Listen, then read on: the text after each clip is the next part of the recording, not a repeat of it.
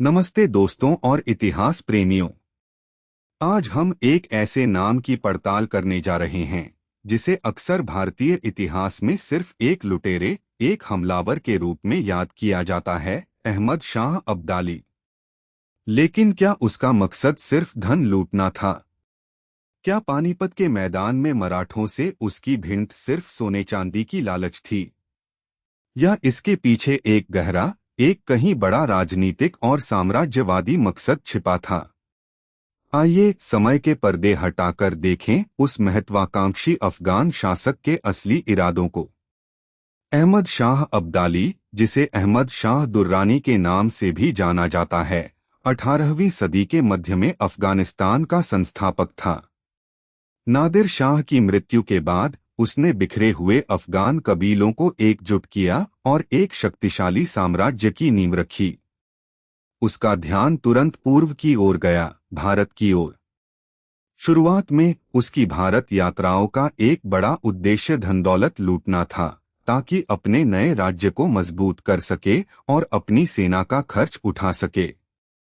पंजाब, दिल्ली और मथुरा में हुई लूटपाट इसकी गवाह है। परंतु अब्दाली की भारत पर बार बार की चढ़ाइयां केवल लूटपाट से कहीं ज्यादा थीं। उसका एक दूरगामी राजनीतिक लक्ष्य था, अपने अफगान साम्राज्य का विस्तार करना। वह पंजाब को अपने साम्राज्य का अभिन्न अंग मानता था, एक ऐसा क्षेत्र जिस पर उसका पैतृक दावा था। मुगल साम्राज्य पतन के कगार पर था और उत्तरी भारत में एक शक्ति का शून्य पैदा हो गया था। इस शून्य को भरने के लिए मराठे तेजी से आगे बढ़ रहे थे, उनकी पताका अटक तक लहराने लगी थी। अब्दाली को मराठों का बढ़ता प्रभाव अपने साम्राज्य के लिए सीधा खतरा लगता था। वह नहीं चाहता था कि भारतीय उपमहाद्वीप में कोई ऐसी शक्ति उभरे जो उसके अफगान राज्य के लिए चुनौती बने। इसलिए पानीपत का तीसरा युद्ध सिर्फ एक युद्ध नहीं था, यह उत्तरी भारत की राजनीतिक किस्मत तय करने वाला एक निर्णायक संघर्ष था। यह अब्दाली की महत्वाकांक्षा थी कि वह भारत में अफगान वर्चस्व स्थापित करे, मराठों को कमजोर करे और अपने साम्राज्य की सीमाओं को सुरक्षित करे।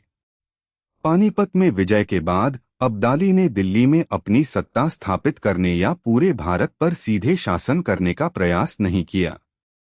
इसका कारण यह नहीं था कि उसकी महत्वाकांक्षा कम थी, बल्कि वह जानता था कि भारत जैसे विशाल और विविध देश को सीधे नियंत्रित करना उसकी सीमित संसाधनों वाली सेना के लिए असंभव था।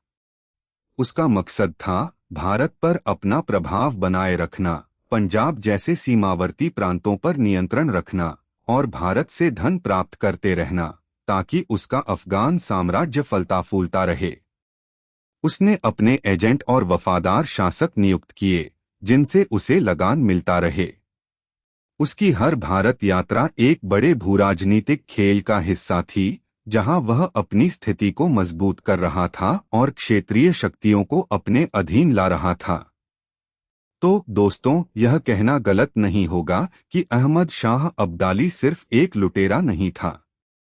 वह एक दूरदर्शी, महत्वाकांक्षी शासक था जिसने अपने नए स्थापित अफगान साम्राज्य को मजबूत करने और उसका विस्तार करने के लिए भारत को एक महत्वपूर्ण मंच के रूप में देखा। उसकी लूटपाट उसकी रणनीति का एक हिस्सा थी, लेकिन उसका असली मकसद अपने लिए एक स्थायी साम्राज्य और उत्तरी भारत में एक मजबूत राजनीतिक पकड़ बनाना था। उसकी सफलता क्षणिक रही, लेकिन उसके इरादे सिर्फ सोने चांदी से कहीं ज्यादा गहरे थे। क्या आप इस विश्लेषण से सहमत हैं? अपनी राय कमेंट्स में जरूर बताएं। अगले वीडियो में फिर मिलेंगे एक नए ऐतिहासिक रहस्य के साथ।